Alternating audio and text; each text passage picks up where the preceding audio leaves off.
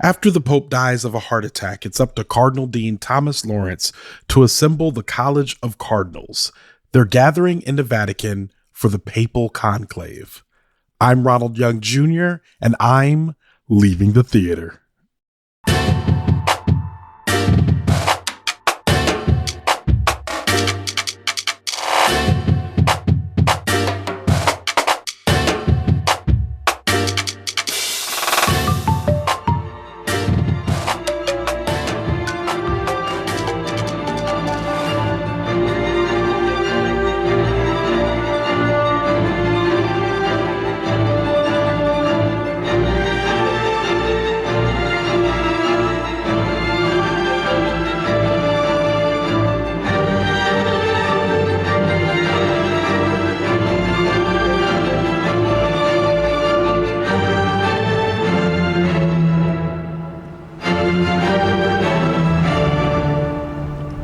All right, this is Ronald, and I am leaving the theater after seeing Conclave. Conclave, written by Peter Sraughan and directed by Edward Berger, starring Ralph Fiennes, Stanley Tucci, John Lithgow, Sergio, Castelitto, and Isabella Rossellini. And of course, for a complete cast listing, you can go to the link in our show notes. It's just me today. Just me. Conclave. This is a movie about, and I don't think they set the time or the where we are, like, because we spend the entire movie at the Vatican. It is a meeting of the a conclave is a meeting, but specifically this is the conclave, or the meeting to pick a new Pope of the Catholic Church. Now, the great thing about this film is that it begins with a murder. So it starts with a murder. Well, I'm sorry. It starts with a death. There's no murder. And I hope that's not spoiling, because that's not really the intrigue as to who murdered the Pope. However, the rest of the film does play out like a murder mystery. It is essentially that. I think I'm 2/3 through the movie when I realize, oh, this is a murder mystery, and I love murder mystery movies. This is just, it's not, the thing is, the mystery is not solving the murder. The mystery is kind of like less clear, but it's obvious that along the way, while everyone's trying to figure out who they want to vote for Pope, this just becomes like in a lot of ways, an election movie. So essentially a movie about an election and all the motives that come along with trying to obtain or retain power. I was at the edge of my seat for most of the movie. There's times where I just sat up to get closer to the screen, it felt like. But I mean, it starts off and it shows the priests kind of being very ordinary. It shows them being like very usual men. It shows them, a couple of them smoking cigarettes and playing on their phones, all before they're about to get locked down and sequestered for the conclave. Now, I don't know much about the Catholic Church, or besides what I've seen, like I've been to a couple Catholic Church services. I have friends that are Catholic, of course, but in terms of like the inner workings of how it all goes, I don't know much about it. But it's important to note that the duration of this movie is set when all of the cardinals are sequestered, meaning they have to lock themselves away in order to pick a pope, which I'm sure many of you know about. It's happened several times in my lifetime, in which they had to pick a new pope, and that meant that a conclave was necessary in order to do that. This movie, in some ways, felt like it was built in a factory for me, in that it is arguing with, it is talking about a crisis of faith, specifically of a lack of faith in organized religion and in the church, more than it is a lack of faith in God. This movie is not like really saying, hey, we don't believe in God, or we have a lot of questions about that. It's really saying, I have a lot of questions about these people.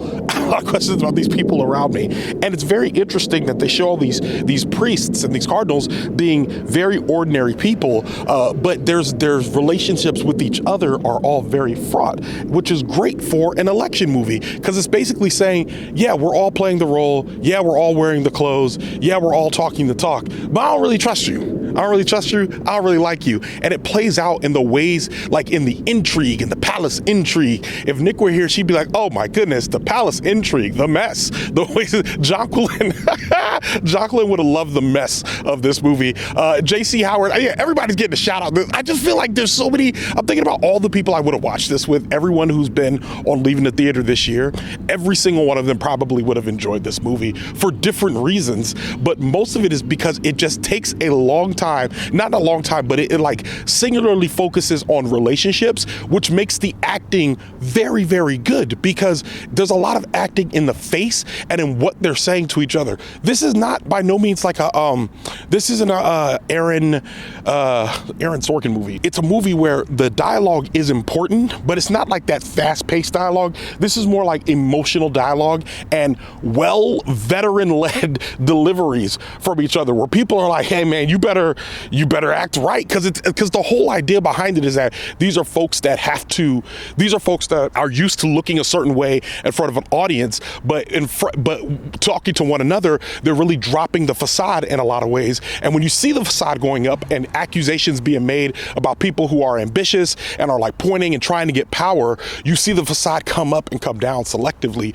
in a way that's like, man, it's just well done. Ralph Fiennes is like the hard-boiled detective of this movie. He's trying to figure things out. Like, there's an election happening, but there's also other things happening kind of in the background, frustrations, people maybe sabotaging one another. That's coming up, and he's trying to get to the bottom of what is going on. What exactly happened when the Pope died? What was the last thing he said to whomever? He's trying to figure that out, and it operates very much like most of the film noir detective movies that you've seen, where he has to do some searching, he has to do some talking. He has an assistant who's like, listen man, this thing's going on, there's not much we can do. But the best part about it is, like, the movie is very familiar, but it's dressed up in people in their papal garments, you know what I mean, in their priestly garb, if you will. And so it's like watching them and the shots that they're choosing in this movie, it's just like they're portraits. It's portrait after portrait after portrait of them in their hats, them in their robes,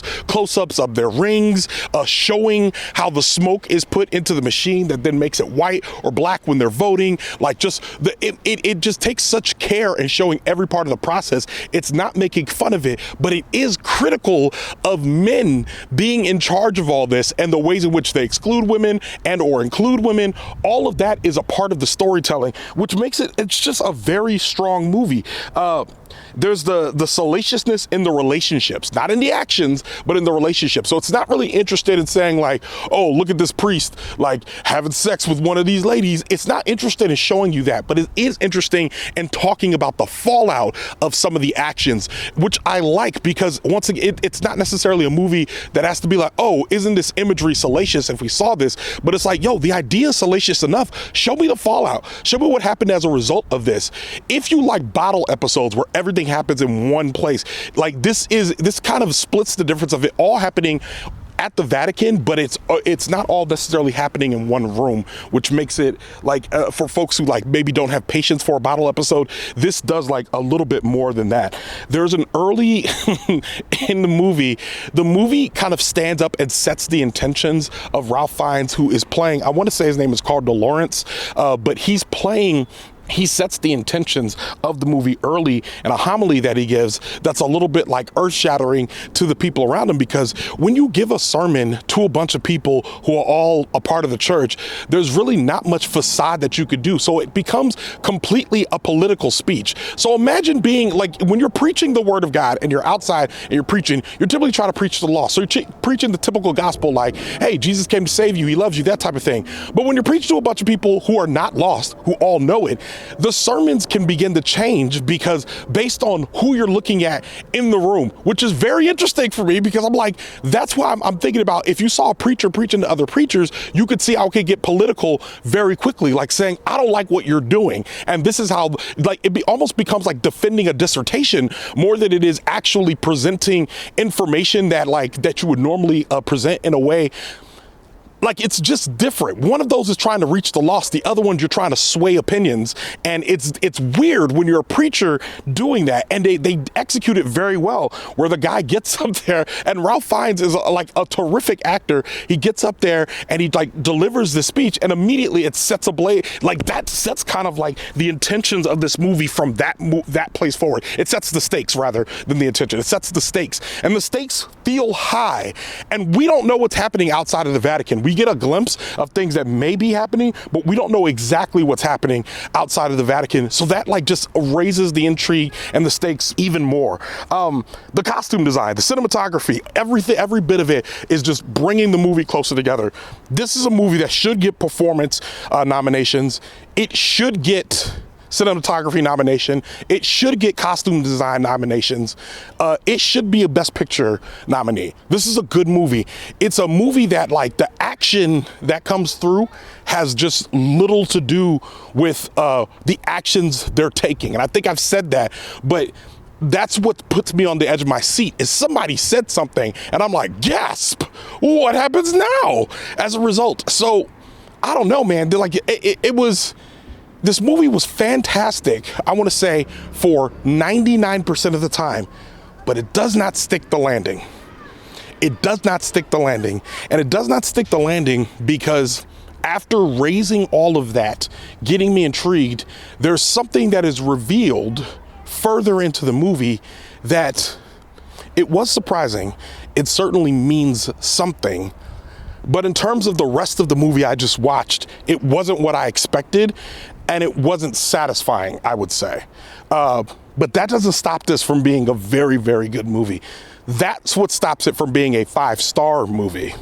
And with all of that being said, I think this is a very strong 4.75 movie. It would have been 5 stars. I really enjoyed it. I would 100% watch it again.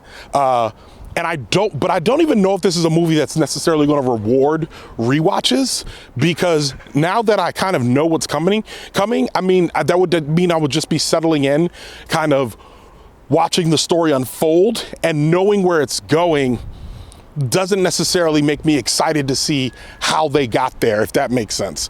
But watching it once, the performances, the garb, the relationships, the dialogue, everything that it reveals, and the way in which they bring it all together, the way they tie it together, that is just, it's good filmmaking. It's good, solid filmmaking. If you have been a part of a church, if you have been a part of a church organization, or if you're interested about the church, I think this will be a movie that you would absolutely love, and you should 100% go see. So yeah, 4.75 stars out of 5 stars. And with that, Leaving the Theater is a production of Oh, It's Big Ron Studios. I mixed this episode. Here's what's happening today. It is Sunday. Sunday is typically the day that I mix the episode after having recorded it during the week. However, this week I had 2 live shows and I had to teach Sunday school this morning, which means I am recording this episode. I'm going to run to the store, get some ingredients to start making pies because it's pie season. And then I'm going to go home. I'm going to mix this episode. I'm going to pull it all together and I'm going to post it so that it's ready for you tomorrow. So by the time you're hearing this Monday, I want you to know that less than 24 hours before this, an episode did not exist. But I told y'all last week that another episode, I told y'all, if you follow me on Instagram, I said Leaving the Theater will be back this week, and I didn't want to take another week off. So that's the type of turnaround that I'm willing to commit to make sure that this show comes out as close to every week as possible. And right now it's been every week. I make a lot more than I miss. And I think most of you listening to the show could agree with that. And if you're listening to the show and you know that's true and you're not a Patreon subscriber, maybe now's the time for you to become a Patreon subscriber. You can go to www.patreon.com/Leaving the Theater or go to the link in our show notes. Show art from Heather Wilder. Theme music by the mysterious Breakmaster Cylinder. For more information about Conclave, check out our show notes. You can follow me on Twitter, Instagram, TikTok, or Threads at Oh It's Big Ron. That's at OHITSBIGRON. You can find out more about this show and other Oh It's Big Ron Studio shows by following us on Instagram at Oh It's Big Ron Studios and on Twitter at Oh It's Big Ron Stew. That's STEW. Leaving the Theater will be back soon. Thanks for listening.